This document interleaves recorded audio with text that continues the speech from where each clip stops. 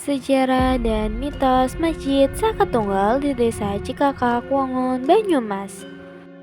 Di Kecamatan Wangun, Kabupaten Banyumas, Jawa Tengah, terdapat sebuah desa bernama Cikakak. Desa ini dikenal dengan keindahan alamnya yang masih alami, dikelilingi hutan hijau dan perbukitan yang memberikan suasana tenang dan damai. Udara segar serta kehidupan masyarakat sederhana menciptakan harmoni yang khas, mengingatkan pada tradisi perdesaan yang masih erat dengan nilai-nilai kebersamaan. Ini sebuah bangunan bersejarah yang telah menjadi ikon kebanggaan masyarakat setempat. Bangunan itu adalah Masjid Saka Tunggal, yang dipercaya sebagai salah satu masjid tertua di Nusantara.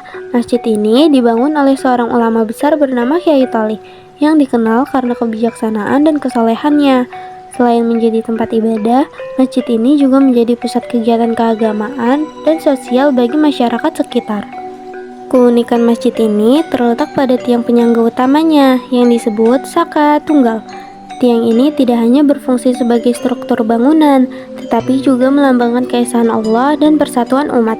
Angka 1288 yang terukir di tiang tersebut menjadi misteri yang hingga kini belum terpecahkan sepenuhnya, menambah daya tarik sejarah masjid ini.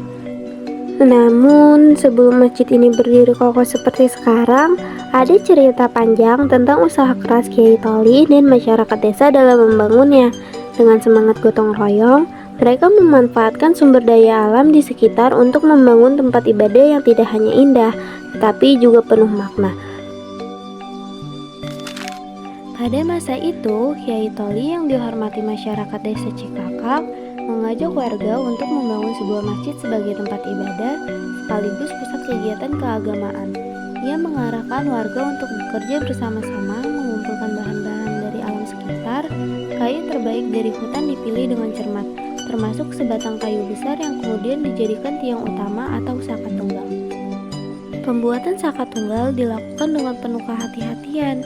Di bawah arahan Kyai Toli, warga memahat dan membentuk kayu itu dengan rasa hormat, karena tiang tersebut bukan hanya penyangga bangunan, tetapi juga simbol keesaan Allah dan persatuan umat. Setelah selesai, warga bersama-sama mendirikan tiang itu di tengah masjid. Semangat gotong royong terasa di setiap tahap pembangunan, dari menyusun fondasi hingga menyempurnakan atap masjid. Proses ini bukan hanya wujud kerja keras, tapi juga ikatan kebersamaan yang kuat di antara warga. Akhirnya, masjid pun berdiri dengan kokoh. Meski sederhana, bangunan ini menjadi pusat kehidupan masyarakat, menyimpan semangat persatuan yang diwariskan hingga sekarang. Angka tahun 1288. Artinya apa ya?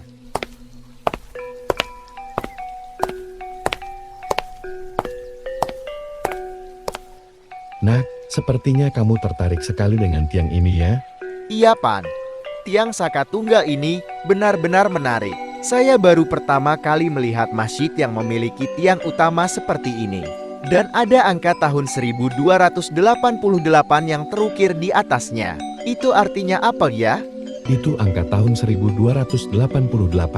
Tapi hingga kini, kami belum tahu pasti apakah itu tahun Masehi, Hijriah, atau Sakan. Banyak yang mencoba meneliti, namun belum ada jawaban yang pasti. Yang jelas, tiang ini memiliki makna mendalam, dibuat sebagai simbol persatuan umat, sesuai dengan pesan dari Kyai Toli pendiri masjid ini. Menarik sekali. Saya juga sempat membaca bahwa masjid ini memiliki banyak cerita dan mitos yang beredar, termasuk soal monyet-monyet yang sering terlihat di sekitar masjid. Apa itu benar, Pak? Cerita-cerita seperti itu memang banyak beredar, tapi kami di sini lebih fokus menjaga masjid ini agar tetap menjadi tempat ibadah yang khusyuk dan penuh berkah.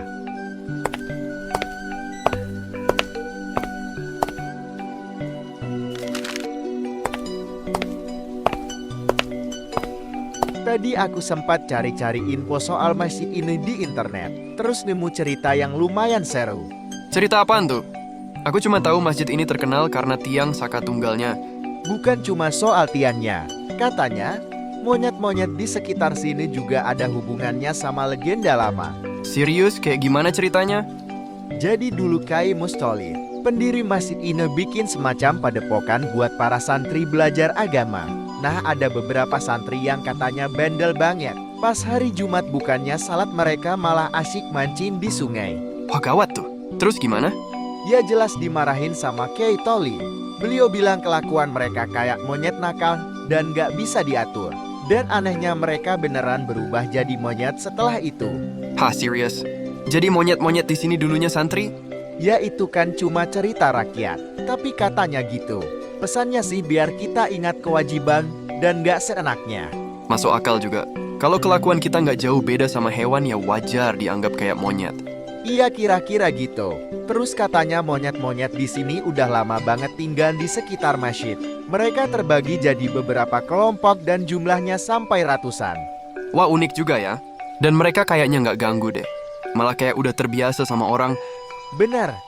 Terlepas dari legendanya masjid ini, emang punya banyak cerita yang menarik.